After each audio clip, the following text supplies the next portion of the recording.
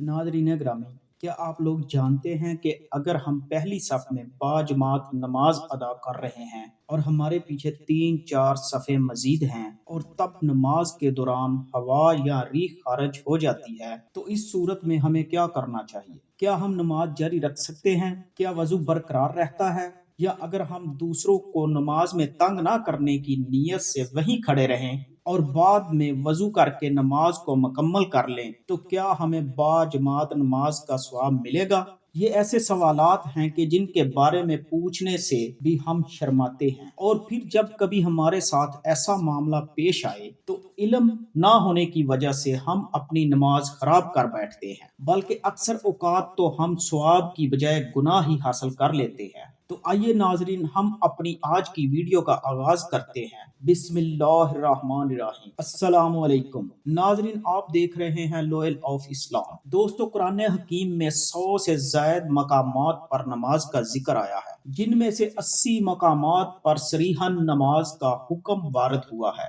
जब अजान होती है तो हम अपना काम काज छोड़कर मस्जिद की तरफ रुजू करते हैं, ताकि हम नमाज अदा करके अपने गुनाहों की बख्शिश करवा सके। नाज़रीन, हदीस मुबारका में है कि अल्लाह ताला इंसान के आमाल को नहीं देखता, बल्कि अल्लाह ताला इंसान की नीयत को देखता है कि वो किस नीयत से इबादत कर रहा है। नमाज जैसे अहम फरीजे की अदायगी के लिए बावजू होना और दौरान नमाज बावजू रहना नहायत जरूरी है। इसलिए हम वजू करके मस्जिद में नमाज अदा करने जाते हैं, क्योंकि वजू के बगैर नमाज अदा करना सवाब की बजाय गुनाह के जुमरे में आता है। इसलिए हम जब भी मस्जिद में दाखिल होते हैं तो बावजू होते हैं। नमाज के लिए जरूरी है कि हम जिस जगह में नमाज अदा कर रहे हों तो इस जगह का पाक साफ होना जरूरी है। वहाँ रोशनी होनी चाहिए। अंधेरे में नमाज अदा करना जायज नहीं है। हमारा जिस्म और कपड़ों का पाक होना भी जरूरी है। नमाज को अदा करते हुए भी हमारा वजू बरकरार होना जरूरी है। अगर नमाज के दौरान हवा खारिज हो जाए या जिस्म के किसी हिस्से से खून बह जाए तो ऐसी सूरत में हमारा क्या अमल होना चाहिए? नाजरीन, आइए इस बारे में कुछ तफसील बयान करते हैं। एक दफा चंद लोग मस्जिद में नमाज अदा कर रहे थे कि किसी एक शख्स की हवा खारिज हो गई। जब हवा खारिज हुई तो इसकी बदबू सारे कमरे में फैल गई। जो लोग नमाज अदा कर रहे थे सबको मालूम पड़ गया कि हम में से किसी न किसी बंदे का वजू टूट गया है, पर इन चंद बंदों में से किसी ने ये महसूस ना होने दिया कि किसका वजू टूट गया है। इसने शर्म के मारे नमाज ना तोड़ी, बल्कि नमाज को जारी रखा। इसका पर्दा रखने के लिए ये चाहिए था कि वहाँ जो 2-4 लोग नमाज अदा कर रहे थे वो सारे वजू करके दोबारा नमाज अदा कर, ताकि इस बंदे को शर्मिंदगी ना होती और नमाज को फिर से अदा किया जाता। पर नमाजियों ने ऐसा ना किया। हमारे दीने इस्लाम में भी हुक्म है कि किसी के पर्दे को ज़ाहिर ना किया जाए जिससे इसकी दिल आजारी हो। लेकिन यहाँ सवाल दिल आजारी का नहीं है। जैसा कि हजरत अली बिन तल्क रजी अल्लाह तआला अन्हा से रवायत है कि हुजूर नबी अकरम सल्लल्लाहु अलैहि वसल्लम ने फरमाया, जब तुम में से किसी की नमाज के अंदर हवा खारिज हो जाए तो छोड़कर चला जाए और वजू करके दोबारा नमाज पढ़े। इस हदीस मुबारका से मालूम हुआ कि नमाज में वजू टूट जाने की सूरत में अपनी जगह पर खड़े रहने की इजाजत नहीं है, बल्कि वजू करके दोबारा नमाज में शामिल होने की तरगीब दी गई है। एक और रिवायत में हजरत आयशा सिद्दीका रजी अल्लाह तआला अन्हा का बयान है कि हुजूर नबी अकरम सल्लल्लाहु अलैहि वसल्लम ने इरशाद फरमाया, जिसे नमाज में कह, नक्सीर या मजी आ जाए वो लौट कर वजू करे और जहां नमाज को छोड़ा था वहीं से शुरू कर दे, लेकिन दरमियान में कलाम ना करे। और हजरत आयशा सिद्दीका रजी अल्लाह तआला अन्हा से ही मरवी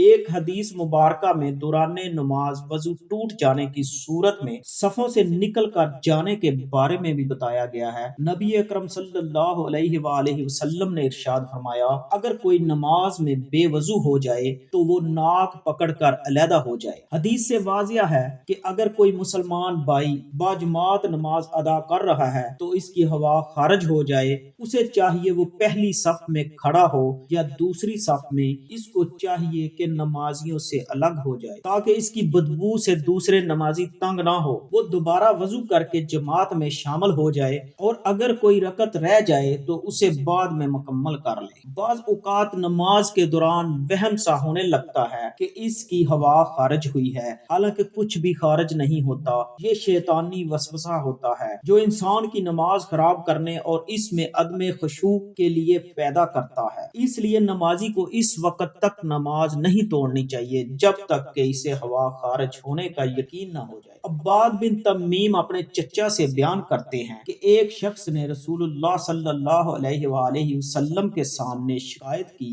کہ اسے نماز میں خیال سا آتا ہے کہ اس کی ہوا خارج ہوئی ہے، تو رسول کریم صلی اللہ علیہ وآلہ وسلم نے فرمایا وہ نماز سے اس وقت تک نہ نکلے یا نماز اس وقت تک مت توڑے جب تک وہ ہوا خارج ہونے کی آواز نہ سنے یا اس کی بدبو نہ پائے۔ حدیث سے یہ مراد نہیں کہ حکم آواز سننے یا پھر بدبو آنے پر معلق ہے، بلکہ مراد یہ ہے کہ ہوا خارج ہونے کا یقین ہو جائے، چاہے اسے آواز بھی نہ آئے اور بدبو بھی نہ سونگی ہو۔ دین اسلام میں یہ حکم کسی جگہ بھی موجود نہیں ہے کہ اگر نماز کے دوران آپ کی ہوا خارج ہو جائے تو آپ اپنی نماز کو جاری رکھیں۔ اگر آپ ایسا کرتے ہیں تو آپ ثواب کی بجائے گناہ کو حاصل کر رہے ہوتے ہیں۔ نبی کریم صلی اللہ علیہ وآلہ وسلم کی حدیث پاک سے ظاہر ہے کہ اگر نماز کے دوران آپ کی ہوا خارج ہو جائے پر آپ شرم کے مارے کسی کو یہ ظاہر ہونا نہیں چاہتے تو ایسی حالت میں آپ اپنے ناک پر ہاتھ رکھ کر نمازیوں سے پیچھے ہو جائیں کہ میرے ناک سے خون بہہ رہا ہے۔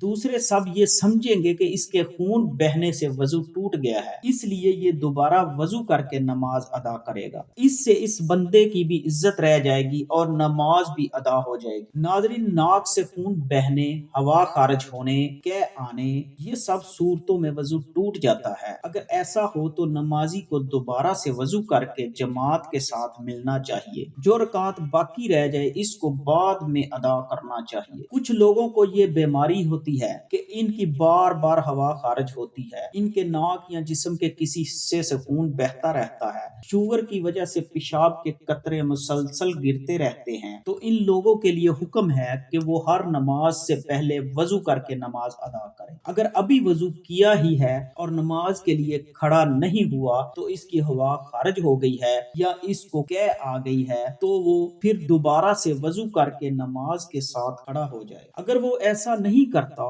تو اس کی نماز قبول نہیں ہوگی۔ یہ بھی یاد رہے کہ اگر اخراج ریح کا تقاضا ہو تو ریح کو بامشق روک کر نماز مکمل کرنا مکروہ تحریمی ہے۔ البتہ اگر نماز قضا ہو رہی ہو تو نماز قضا کرنے کی بجائے ریح کو قابو کر کے نماز مکمل کرنا بہتر ہے۔ دوستو، اللہ کریم سے دعا ہے کہ وہ ہمیں 5 وقت نماز باجماعت اہتمام کے ساتھ باوضو ادا کرنے کی توفیق عطا فرمائے، آمین۔